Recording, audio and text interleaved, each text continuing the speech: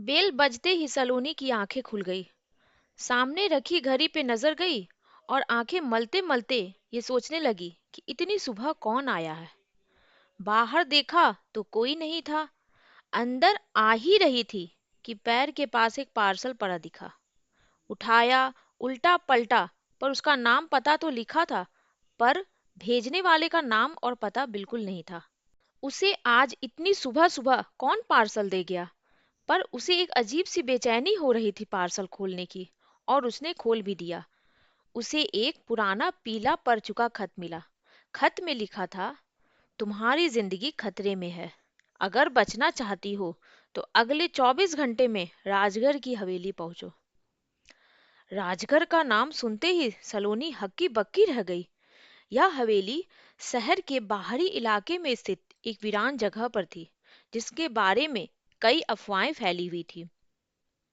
सलोनी इस खत को मजाक समझती, लेकिन खत के साथ रखी एक तस्वीर ने उसकी जिज्ञासा बढ़ा दी। तस्वीर उसकी खुद की थी। अरे, मेरे बचपन की फोटो यहाँ क्या कर रही है? रात भर उसे नींद नहीं आई। आखिर इस दुविधा को दूर करने के लिए उसने राजगढ़ जाने का फैसला कर ही लिया। खत में साफ लिखा था कि इस बात की खबर किसी को नहीं होनी चाहिए। राजगढ़ पहुंचने का रास्ता सुनसान और डरावना था, पर जिज्ञासा ने उसके साहस को बढ़ावा दिया। जब वह हवेली पहुंची तो उसे महसूस हुआ कि कोई उसे देख रहा है।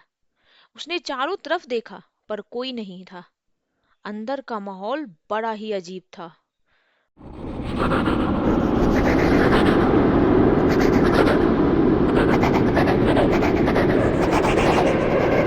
पुरानी दीवारों पर धूल की परत, खिड़कियां टूटी हुई, फर्श पर चूहे दौड़ रहे थे। तभी उसे किसी की हंसने की धीमी आवाज सुनाई दी।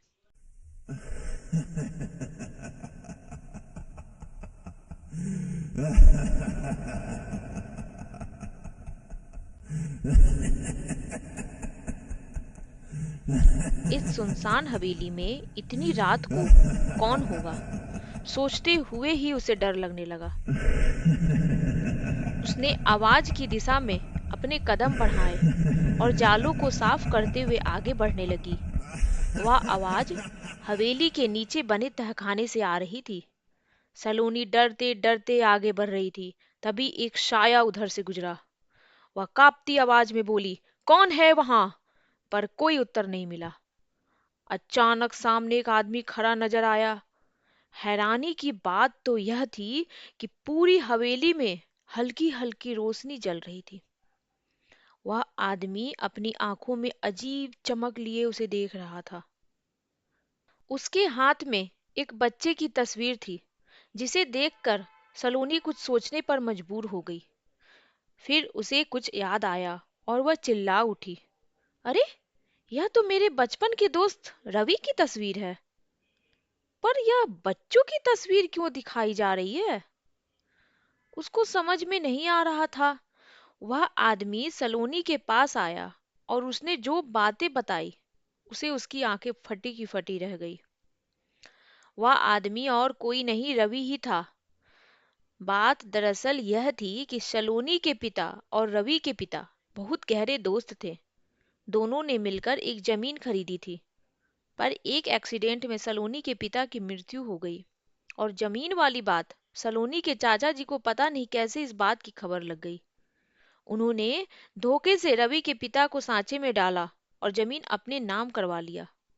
यही नहीं, उन्होंने सलोनी की मां के मन में भी रवि के माता पिता के लिए गलत बातें बैठा दी। बस यही सच्चाई वह बताने के लिए आया था, ताकि तुम्हें अपने परिवार के किए गए दुर्व्यवहारों का एहसास हो जाए। सलोनी ने रवि से माफी मांगी और मदद का वादा किया। सलोनी रवि की ओर देखते हुए कहती है कि तुम मुझे मेरे घर पर भी तो बोल सकते थे।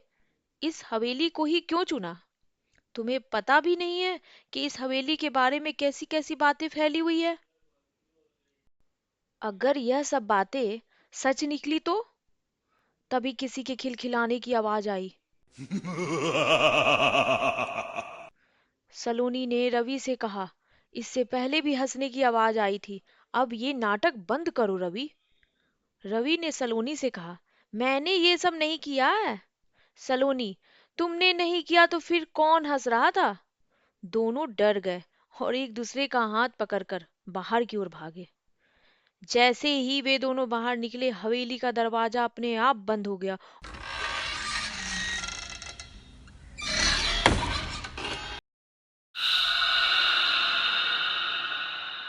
और एक चीख पूरे वातावरण में गूंजी।